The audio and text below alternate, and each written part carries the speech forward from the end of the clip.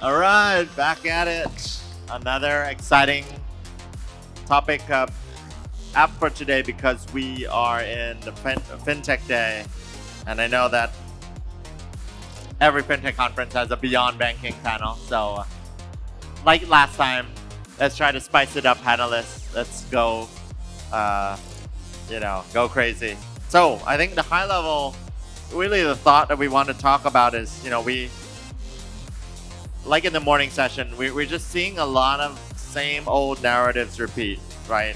Hello. How Hello. back in the days, we go to blockchain Web3 conferences and they're saying, banks are going to die, TradFi is over, crypto is taking over. And this is the perfect show to be in because we have a lot of Web2 people these first 2 days and a lot of Web3 folks on the weekend. And we've seen that a lot of the flameouts of our exchanges, a lot of the DeFi platforms being hacked, and a lot of people running to safe havens to stability.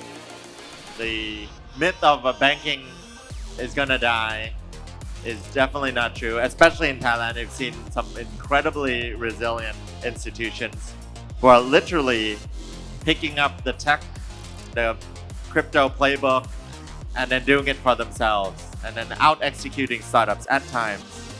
And now we are in crypto winter, and there is definitely a lot to talk about. So I'd love for our panelists to introduce themselves a little bit, and then maybe share with us, do you believe that banking is, traditional banking is gonna die or not, And I know one guy has to stick by the corporate PR line, but you can take off that hat while you're on this panel.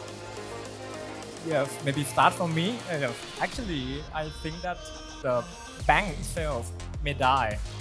Die means the branch, right, tend to reduce, but the banking service will never die, because the transaction, the operation wise for the finance or the money need to have like a central party to circulate, right? So we believe that the trend of the digital banking still come, and the trend of the traditional bank still decline. But in long run, of course, the banks will never die because it's the banking service itself. Let me start with this.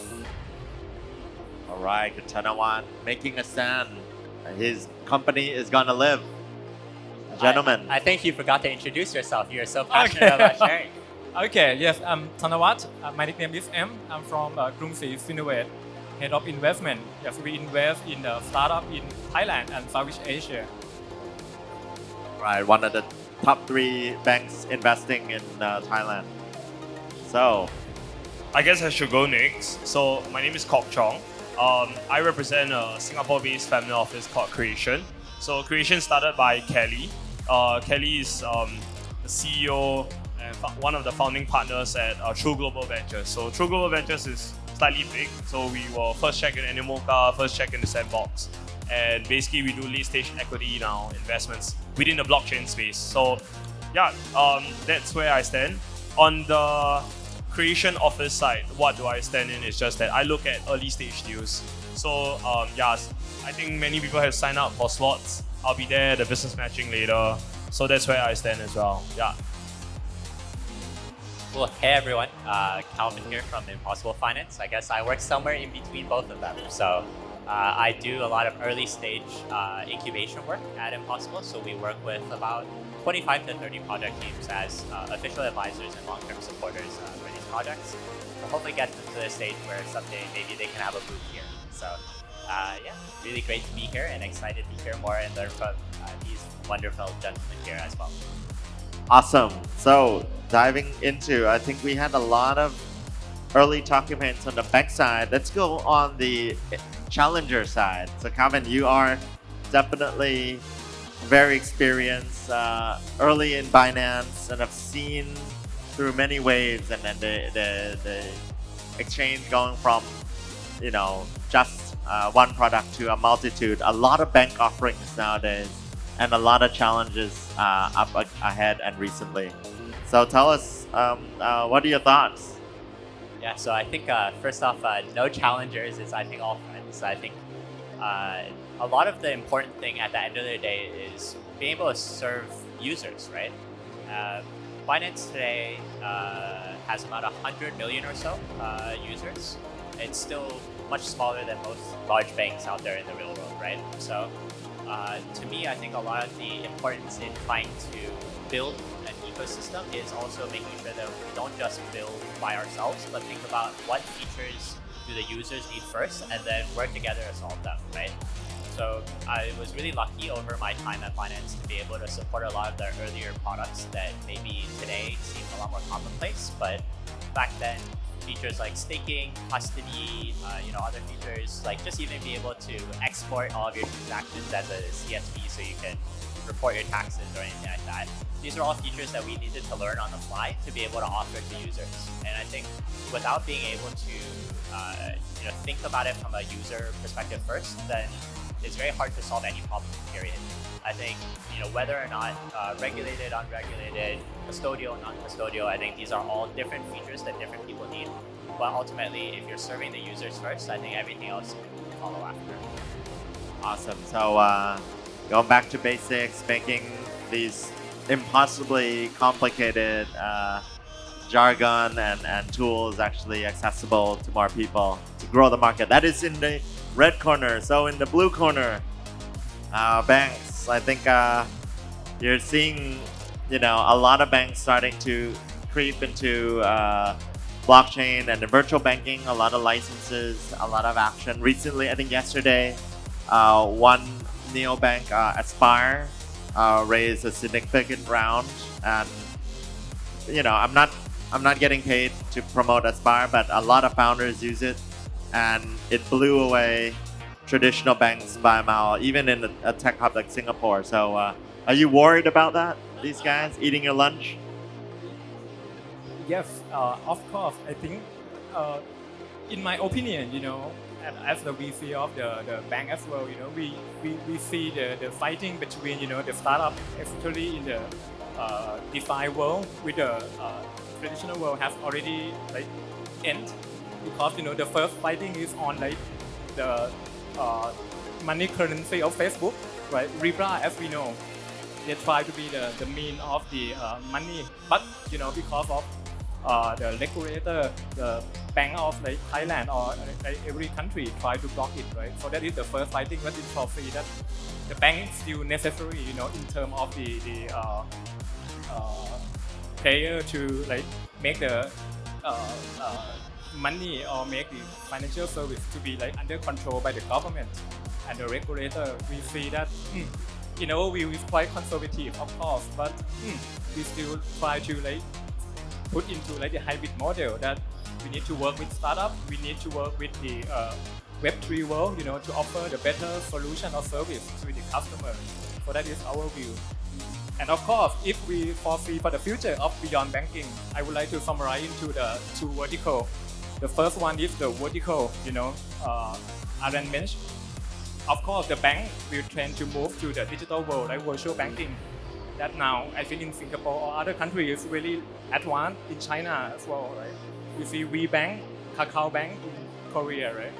Of course, in Japan, our parent company, we try to move toward the digital banking, virtual banking. We follow that in this one. Of course, the technology will offer the much opportunity, big opportunity to the customer or the user, because you can offer with the low cost of the financial service, with saving, lending, insurance product or other thing, right? You can provide with the lower cost. And in the horizontal way, I think beyond banking, we can offer not only the banking product, right? You can imagine that the bank right now step up to do the frontline business. Like one of the bank in Thailand, the purple color, we do a kind of the delivery service, Robinhood, right?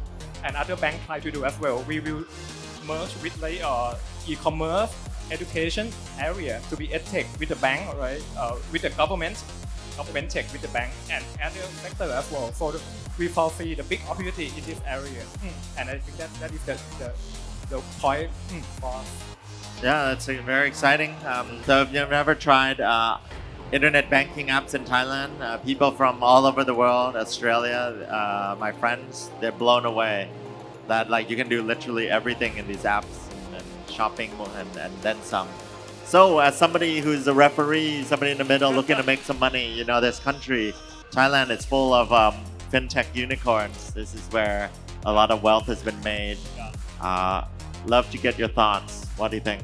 So I think I really resonate with what Kelvin says, where like underlyingly, I don't see whether or not we will eliminate banking in general. I think banking services needs to be there, and it's like fundamental services that we need. Like what do we need? Like we need saving, we need security, we need to invest, we need to do things. So like banking services will always still be there, but at the same time, there is a need for us to look beyond like what Web3 can provide in the banking space. And then that's why we call it beyond banking, right? But on top of that, I think, you know, a lot of banks have been very forward-looking. You have been looking at how you want to invest into like different solutions, moving it forward, keeping blockchain within the banks itself as well. So, I mean, in early days, we're looking a lot at enterprise blockchain. That's one of our mandates in the family office itself, where we care a lot about enterprise blockchain. We want to invest, whether is it public, whether is it private, we want to invest in the best use cases in the enterprise blockchain space. So that's where you can pioneer it with corporates, you can pioneer with retail, you can pioneer with like any kind of like B2B2C models. And that's where like in between service providers, those are the things that we are looking at. So we have been looking at a lot, especially together with CVCs or banks. We are looking with, you know, the bigger ones in Singapore, of course, but at the same time, the more international ones. So, of course, definitely want to move that conversation with Krungsri as well. But at the same time, what we see beyond banking is that you need to have a synergy with whatever you have within the banking space and whatever you have in terms of what people want. Ultimately, you can come up with a variety of services, but people need to want it, right? So I think it goes back to what the customer is looking for, and I wouldn't say that the customer needs have changed a lot, but in terms of like what they kind of want, especially when it comes to like a little bit more better UI, a little bit better privacy, a little bit better of a decentralized system, faster systems, that's when that comes in the use case of blockchain. And blockchain merely is just a tool to allow that kind of services to be accelerated. So I think combining banking use cases with what we have on the technological end will be one of the best things that we can see. And as you can tell, if you look at a lot of our portfolio, that's where most of it lies in between, from document signing all the way to like fintech, all the way to like CDFIs. That's where we invest in the sweet spot. Awesome. Wow, big remit. Gonna be a busy weekend for you. Kevin, go ahead. Can I suggest? I think stablecoins is actually already one of the things that like is this nice hybrid across something that we expect from being able to track, you know, stable units of account of value that everyone wants to work for, as well as have something that is non-custodial that can be owned by all these users. And I think I've got quite a bit on the menu for some stablecoins, so I'll let you take it. Alright. So a side question: what do you think about BUSD? So I'll say that. When I didn't know that this panel was going to be called Beyond Banking before I started, but when I joined Binance, it was actually still a startup. So I can say that I never had a work visa while I worked at Binance. So I actually wasn't able to be legally paid during my time at Binance. So I never actually received a paycheck. So I think I'm the very rare minority of people in the world, period, that have never received like an actual check into their bank accounts. I don't think we're there yet. I'm a very extreme example, right?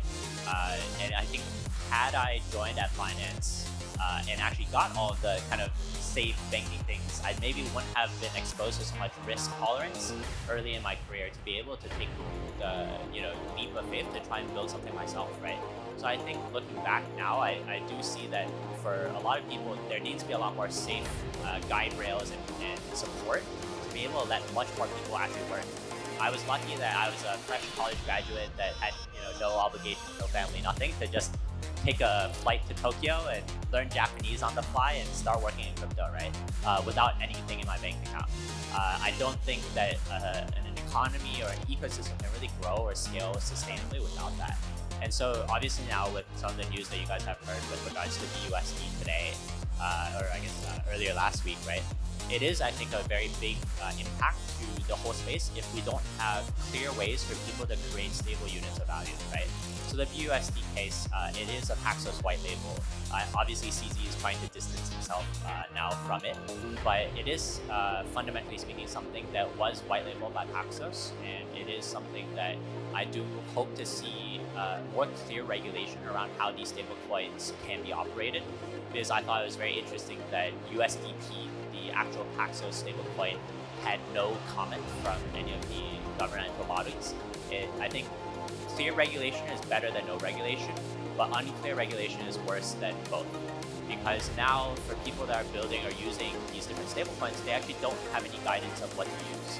And I think that's something that I think all of us on this panel want to see more clear suggestions for users to be able to use assets safely in a decentralized world, as well as be able to know what things we can do to help other partners or players in these different ecosystems. Because Paxos is a very large player. PayPal and other players, they use Paxos to be able to clear any of their stablecoins as well. That this isn't just an isolated thing or a East versus West, a Binance versus the rest of the world, whatever it might be. This is about how do we create this type of longer sustainable value that can stay inside an ecosystem. If there's value that can stay inside an ecosystem, that's the only way we can have our jobs and still be able to build. But if we don't think about this from a sustainable method, I don't think we can honestly say that we're building stuff that is going to be here for the long run. Wow, very deep. You had something to add? No?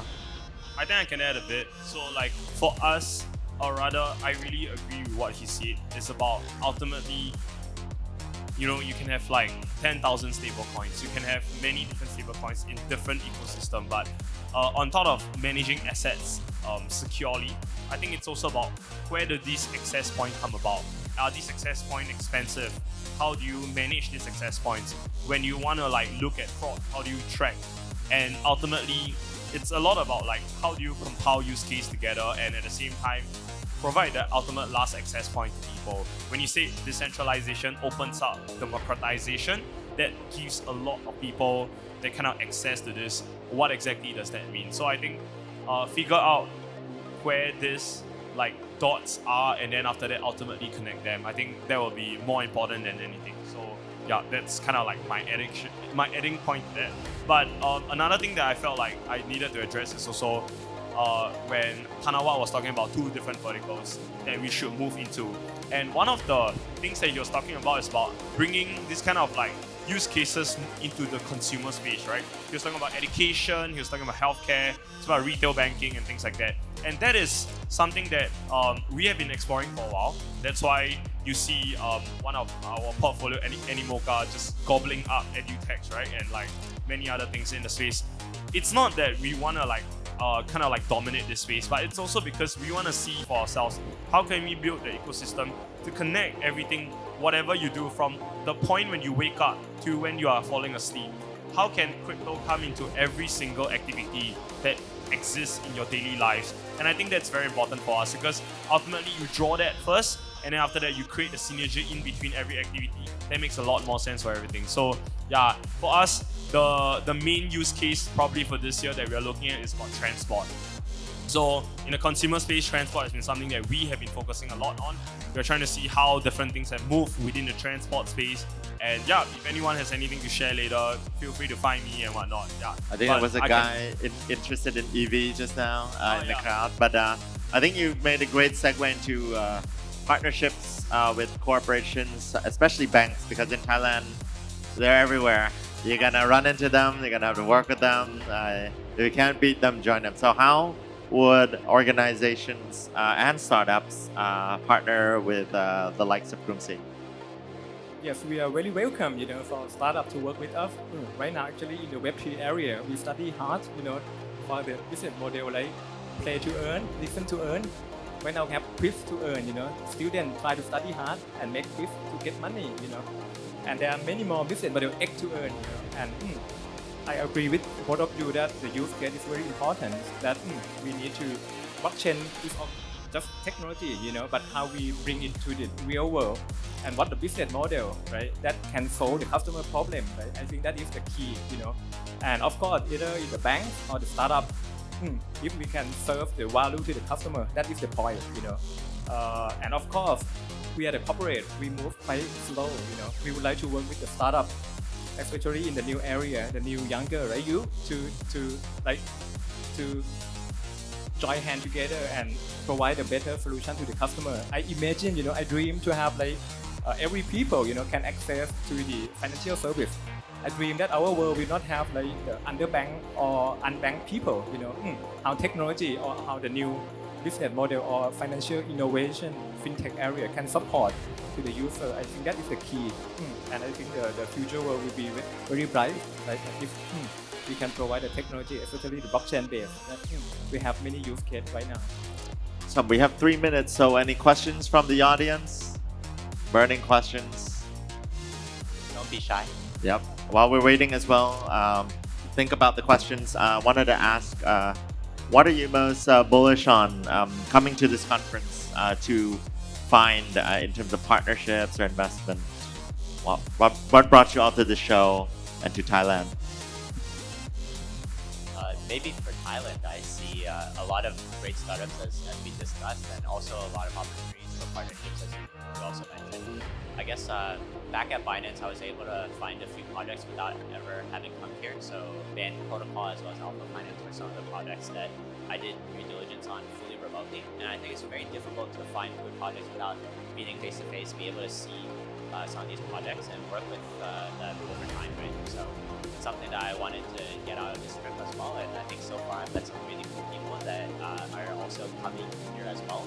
So I think the beauty of some of, Thailand's visa regulations makes it also easier for people that I've seen in other countries to come and all meet here as well. Right, so all you blockheads, ex-Binance, invested in marquee Thai project, Band Protocol, go and pitch him, catch him before he leaves. Krungsri, Kun Tanawat. Can you repeat the question? What are you looking for today? What do you like to hear? Okay, yeah, I'm very happy to be here, and of course, I would like to connect with startup as many as possible, and I would like to listen to the exciting idea, exciting business model. Right, I'm very welcome to talk with everyone, and please feel free to come to talk to me. Finnovate, remember my name, Tanawat. Yes, and of course, I am really happy to see our world move forward to the using the beyond banking. That's today's topic. Awesome. All right, go ahead. For me, I think one of the more important things that I'm looking for is regional investors. We would love to invest in Thailand, and of course, we would like to see people who knows the ground, right? So I think ultimately it's about who knows Thailand and whether or not we can partner together to invest together. I think that's the more important thing. I think ultimately it's not about who invests first or how do we pass it on the deal, but it's always about how can we understand the deal together and find very strategic investors to invest in together. So that's one for me. Ultimately, also touching on what Tanawat said, very excited for X-to-earn models in Thailand itself. I think X-to-earn have a very good proven model in Thailand. And that's something that I've been very, very interested to see more and see how we could plug into, global use cases as well. Awesome. And we are exactly out of time, but we have one last question. Go ahead. Peter, nice to meet you. I would like to thank you for the information you just gave us. Actually, I'm here with my team and we are developing the cross-border payment system. Our target audience is Asia, Africa, and Latin America, and Asia is #1 priority right now. So maybe I missed that part, but what are the main problems in front of Asian banking sphere, about Asian settlement system?